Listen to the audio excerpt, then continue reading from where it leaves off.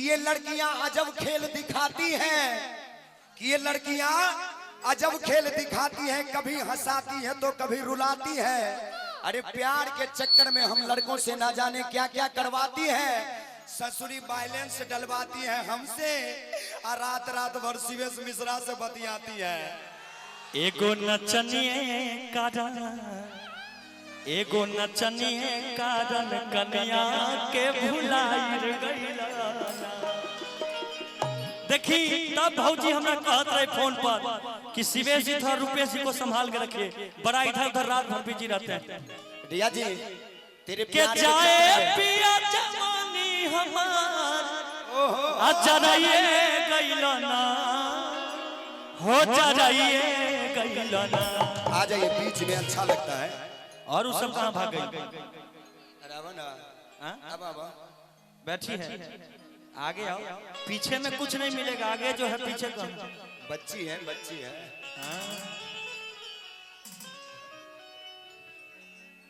देखिए भाव, अरे नाता तुर लेने भले लभरवा से हो, लभरवा से कैसे कहता री आ घरे अइबो न बोलो मुझे बहरवा से त दिलवा लगा लेम देवरवा से। घरे अइबो न बोलो मुझे बहरवा से त दिलवा लगा लेम देवरवा से। अरे रुपया कमाए पिया गइलो तू शहर, एने जवानी हमर डाहता कहर।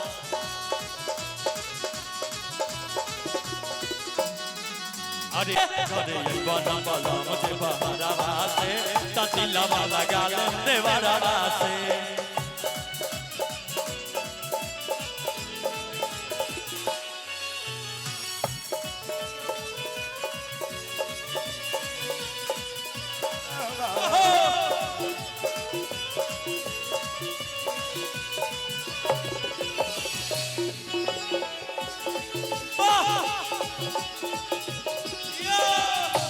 बामुअन को थे कांटे से कि हम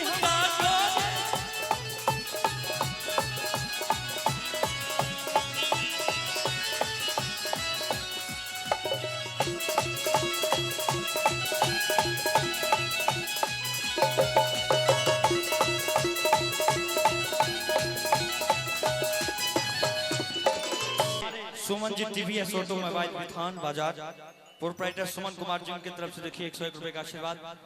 देखिए क्या कहता कि हमर जरता जवानी के लोहा पिया काजियान करता रजा के दोहा पिया। हमर जरता जवानी के लहर पिया काजियान कर रजा के तू त दोहा पिया। कि मन मारना तोहरे डरवा से, अरे मन मारना तोहरा डरवा से, अरे डरवा से, हाँ डरवा से। आ घरे अइबो न बोलो मुझे बहरवा से त दिलवा लगा लेम देवरवा से। घरे अइबो न बोलो मुझे बहरवा से त दिलवा लगा लेम देवरवा से। घरे अइबो न बोलो मुझे बहरवा से त दिलवा लगा लेम देवरवा से।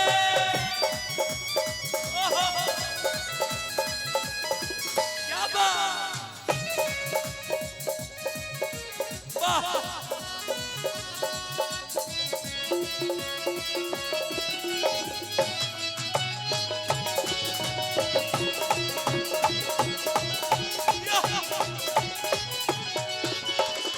देखिए क्या कहता रही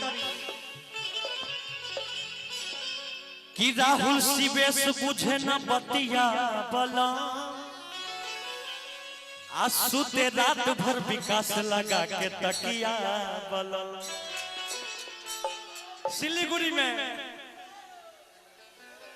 देखिए क्या कहता रही औरतिया कि राहुल शिवेश रोहित बुझे नहीं बतिया बला, चंदन विद्या धनंजय लगा के सुते तकिया बला।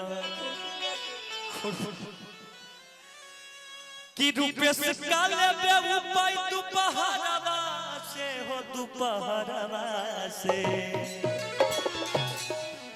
आ घरे अइबो न बलम जे बहरवा से त दिलवा लगाल देवरवा से घरे अइबो न बलम जे बहरवा से त दिलवा लगाल देवरवा से घरे अइबो न बलम जे बहरवा से त दिलवा लगाल।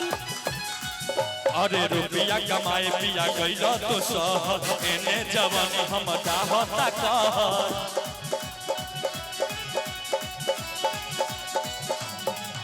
अरे रुपया कमाए पिया गइल तू शहर एने जवान हम चाहता कह। विजया से